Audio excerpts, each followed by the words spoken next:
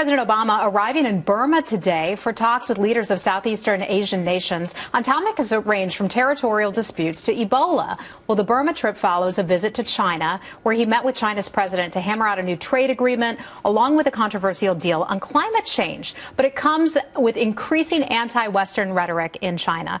Let's talk to Peter Brooks. He's a Heritage Foundation senior fellow, former Deputy Assistant Secretary of Defense, and a former CIA operative. Hi there, Peter. I want to start with asking you about this climate change joint statement that was issued between the United States and China. We agreed to cut a bunch of emissions. China gets to ramp them up. The U.S., though, paints this as a win for the United States and the world. Is it? I don't think so. It's very controversial, Heather. And if you look at the agreement, China is allowed to increase its emissions until about 2030, while the United States is expected to cut it by 25%. My concern in this agreement is, how are you going to monitor it?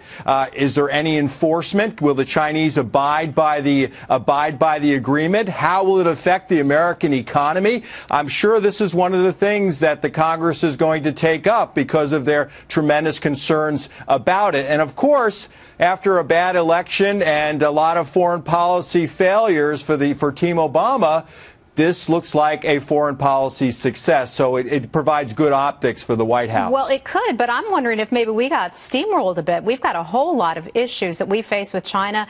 They hold a ton of our debt. They've been hacking our computers, most recently the post office's computer system, and they've been strengthening ties with Vladimir Putin.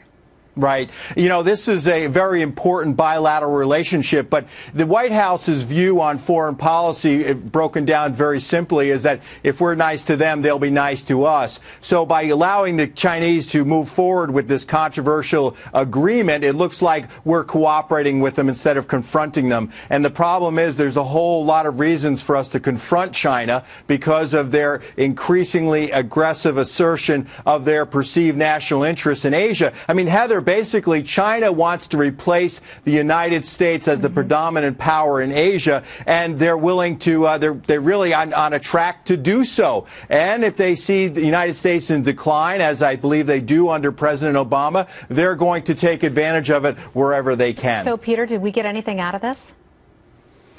I don't know. It depends on how you look at this agreement. You know, I think the White House would say it was a foreign policy victory for the United States on the issue of climate change. I think others have different views. I certainly hold different views. I'll turn that over to the environmentalists and the experts on the environment. But yes, I'm very concerned. I mean, we didn't address the challenges of what China's doing in the South China Sea. For instance, Heather, you know, China is actually creating islands in the South China Sea. They believe that the South China Sea, 1 million square miles, is actually Chinese sovereign territory, and that certainly goes against the grain of freedom of navigation and freedom of the seas. And that's going to be a much bigger issue in the future. Peter, another important thing I want to ask you about, because this is an area of deep expertise on your part, and that is Russia. Of course, they're a close ally of China right now. And NATO today is reporting that Russian troops and heavy equipment have crossed the border into eastern Ukraine. We've been watching this for a number of days now, but now NATO is confirming this is happening. What is Vladimir Putin up to? Is he looking at taking more of that country right now? I think you can almost, I hate to say this, but I think we're in a situation where Russia does not have any desire to let go of its grip of eastern Ukraine. It wants a buffer state. It's not getting what it wants out of Kiev. The West is not pushing back. In fact, we've heard from parts of Europe that they're not willing to increase sanctions despite what we're seeing on the ground there with little green men, or the green men, these individuals in uniforms without insignia. Putin has done this before. He did this in Abkhazia and South Ossetia near Georgia. He's done that with Transnistria in Moldova. I think we're seeing the same play. In other words, this is going to, this part of Ukraine may be part, de facto part of Russia while not being de jure or legally part of Russia. Russia is not going to give up eastern Ukraine if it's not happy what's going on right now in Kiev. Yeah, and we just looked at a picture that it is a good-sized chunk of Ukraine. Peter Brooks, we're going to have to leave it there. Unfortunately, we'll keep talking about this issue because this is not going away. Absolutely. And Putin is certainly ambitious and paying attention to U.S. elections. We're all paying attention to that. So that's, of course, when he sometimes makes his move. Peter Brooks, thanks so much. Thank you, Heather.